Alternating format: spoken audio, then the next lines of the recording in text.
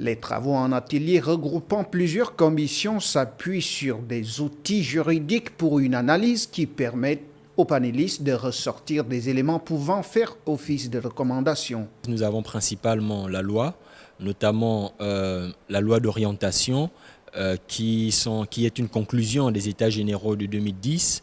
Nous avons également, pour ce qui est des allocations d'études, les travaux sur le décret 148, mais également le décret 404 et les décrets précédents et toutes les autres bases légales qui constituent l'enseignement supérieur au Gabon.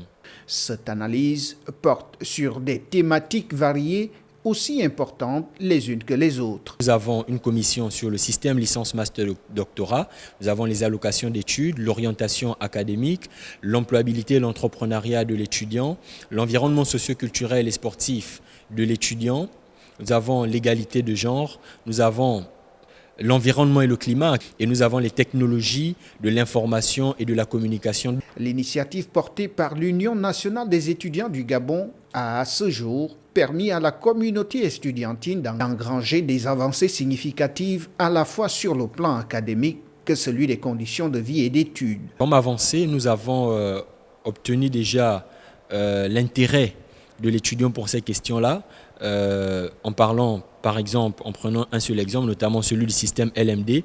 Les étudiants se sont rendus compte au cours de ces travaux que notre système LMD n'est pas forcément uniforme au sein du pays par établissement, par filière, mais également par rapport aux standards internationaux. Les travaux en atelier de 2 jours auront une fois encore permis aux étudiants d'approfondir leur analyse sur des problématiques spécifiques avant d'en valider la substance, laquelle sera consultable dans la voie de l'étudiant.